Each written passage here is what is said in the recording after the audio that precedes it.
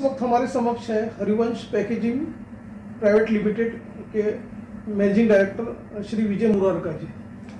Sir, हम आपसे ये जानना चाहेंगे कि देखा गया कि अभी जैसे जब अनलॉक जब से शुरू हुआ है, इंडस्ट्री में काफ़ी सेटबैक शुरू हो गया, रॉ मटेरियल की किल्लतें, शॉर्टेज चालू हो गए हैं, लेबर्स के भी कुछ प्रॉब्लम आ रहे हैं। तो आप हमारे दर्शकों को ये बताइए कि किस तरह का भी सेटअप चल रहा है, आपका क्या एनालिसिस है, इस संदर्भ में आप बताइए।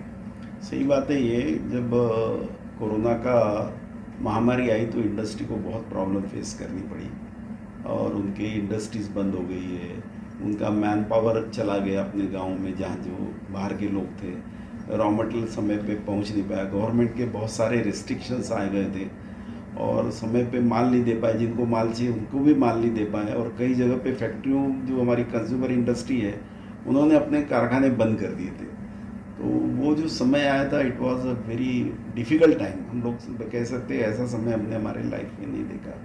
उसमें कुछ लोग सरवाइव हो गए, कुछ लोग तकलीफ़ में आ गए, कुछ लोगों को फाइनेंशियल प्रॉब्लम्स आई है। उसमें गवर्नमेंट ने डेफिनेटली GSL 1 GSL 2 में कोरोना के लिए जो प्रॉब्लम्स के लिए फंड्स दिया है। लेकिन मेरे ख्याल से उससे ज़्यादा प्रॉब्लम इतनी ज़्यादा हो गई कि उससे भी लोग बच नहीं पाए। बहुत सारी इंडस्ट्री आज भी सफ़र कर रही है। मेरे हिसाब से वो अपने इंडिया की हिस्ट्री में सबसे खतरनाक समय था इंडस्ट्री के लिए। ऐसा मानना है कि रॉ मटेरियल की कॉस्ट बढ़ी, उसके बहुत सारे कारण हैं।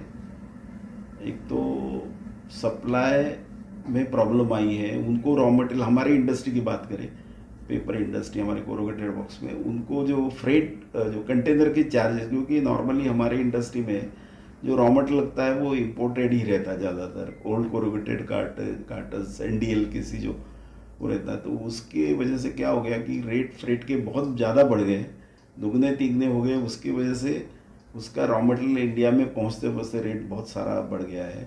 उसके बाद में जो इंडस्ट्री है उनको भी हमारी अपनी मैन्युफैक्चरिंग कॉस्ट, बिकॉज आपका डीजल के प्राइसेस बढ़ गए, बाकी और बढ़ने से उसका इम्पैक्ट, साइक्लिक इफेक्ट है, उसका इम्पैक्ट सभी इंडस्ट्री को आया है।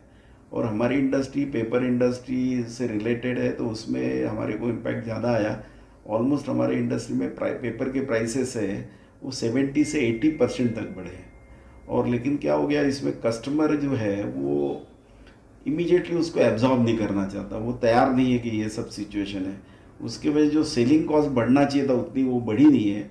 उसके वजह से हमको सेलिंग नहीं, मतलब कॉस्ट नहीं बढ़ने से हमको हमारे प्रॉफिट पे भी बहुत अफेक्ट आया और उसकी वजह से इंडस्ट्री को बहुत सारा लॉस भी हुआ है। उससे हम रिकवर करने की कोशिश कर रहे हैं। टैक्सेस की बात करें, देखिए वैसे तो GST आने से इंडस्ट्री के लिए बहुत अच्छा है, क्योंकि GST में जो रेट्स जो हम लोग चार्ज करते हैं वो हमको कस्टमर दे देता है। लेकिन बाकी जो चीज़ें अभी बात कर, मेरे ख्याल से टैक्सेशन पॉइंट ऑफ से तो हमको ज़्यादा फर्क नहीं पड़ा है। लेकिन ये जो इनपुट कॉस्ट बढ़ा है, ट्रांसपोर्टेशन कॉस्ट बढ़ा है और लेबर कॉस्ट बढ़ गया है, बाकी सब चीज़ों की वजह से इंडस्ट्री कॉस्ट, इनपुट कॉस्ट बहुत बढ़ गया है। और उसके कंपैरिजन में सेल्स रियलाइजेशन उतना नहीं बढ़ा है। उसकी वजह से डेफिनेटली लॉसेस इंडस्ट्री को काफ़ी कुछ मार्जिन स्क्वीज हो गई है। बाकी टैक्सेशन पॉइंट ऑफ से मुझे कहते हैं अब तो GST रह गया है, वैट नहीं है, कुछ नहीं है हमारे। और इंडस्ट्रियल एरिया में कोई ऑक्ट्रा वक्ट्रा कुछ नहीं रहता है।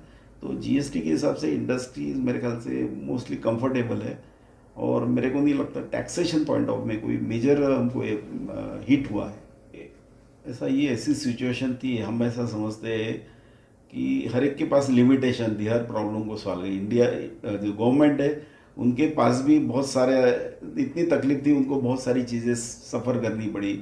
आज कोरोना के लिए बहुत सारे फंड्स रिलीज़ करने पड़े। मेरे हिसाब से उन्होंने एफर्ट्स लिए, but it may not be sufficient. लेकिन डेफिनेटली एवरीबडी सफर। लेकिन मेरे हिसाब से मैं मतलब ये नहीं कहता हूँ कि इंडस्ट्री ने, गवर्नमेंट ने कोशिश नहीं की, उन्होंने कोशिश की, लेकिन वो it may not be sufficient. वो इतना सफिशिएंट नहीं रहा इंडस्ट्री के लिए कि इंडस्ट्री चल सके और इंडस्ट्री आगे बढ़े। ऐसा है, जो ये जो मसला है इलेक्ट्रिसिटी चार्जेस का, वो मेरे ख्याल से महाराष्ट्र में कंपेरेटिव टू दूसरे, नेबरिंग अगर हम स्टेट्स। बात करें कि भाई तेलंगाना हो गया, हम बात करें आपका छत्तीसगढ़ वगैरह से, डेफिनेटली 2 रुपया 3 रुपया पर यूनिट ज़्यादा है। उसकी वजह से भी हमारे यहाँ की इंडस्ट्री, विदर्भ की इंडस्ट्री को बड़ा इम्पैक्ट आ रहा है उसका। और बहुत डिफ़िकल्टी फेस कर रहे हैं वो लोग, जिनका यूनिट अपना पावर कंजम्पशन ज़्यादा है उस इंडस्ट्री से। हम चाहते हैं कि भाई गवर्नमेंट ने जो परिस्थितियाँ वो उसको समझ के जितना मदद कर सकते हैं इंडस्ट्री को सरवाइव करने के हिसाब से, वो किसी भी फॉर्म में हो, उसमें टैक्सेस या कम कर दे या कोई दूसरे और भी फाइनेंशियल हेल्प करे, और इंटरेस्ट वगैरह है उसमें कुछ रिबेट दे, ऐसा कुछ करे जिससे कि इंडस्ट्री थोड़ा संभल जाए अपने आप। मैं तो बताया आपको कि भाई ऐसा है कि गवर्नमेंट फाइनेंशियल हेल्प करे, जैसे गवर्नमेंट ने कुछ रिस्ट्रक्चरिंग प्लान दिया है कि जो इंडस्ट्रीज चल नहीं पा रही उसके लिए, उसमें डेफिनेटली फाइनेंशियल क्या उस सपोर्ट कर सकती है, लुकिंग एट कि भाई कौन सी इंडस्ट्री को कैसा प्रॉब्लम आ रहा है, उसको समझ के गवर्नमेंट ने कुछ पैकेजेस देना चाहिए, फाइनेंशियल पैकेजेस, जिसकी वजह से ये जो समय खराब है उसमें उतनी लॉन्गेविटी आए और कंपनियां बंद नहीं होंगी। इस हिसाब से मेरे ख्याल से गवर्नमेंट ने कुछ ज़रूर कुछ करना चाहिए।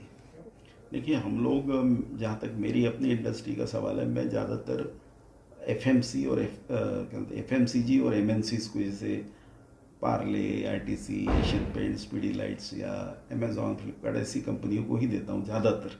नागपुर में हमारा जैसे हल्दीराम है, सोलर इंडस्ट्रीज़ है, ऐसे 2-4 कंपनीज है, उनको देता हूँ। ज़्यादातर हम लोग का बड़ी इंडस्ट्री को ही जाता है, क्योंकि मेरे ख्याल से उसमें डेफिनेटली मार्जिन्स बहुत कम रहते हैं, लेकिन पैसा सेफ रहता है। आपको पता है कि ये पैसा डूबेगा नहीं, तो इस टाइप का हमारा बिजनेस है। ये उसमें मेरा मेल आईडी है, वो लोग उस पर संपर्क कर सकते हैं, भेज सकते हैं हमको, और डेफिनेटली अगर अच्छा काम है तो हम कर सकते हैं।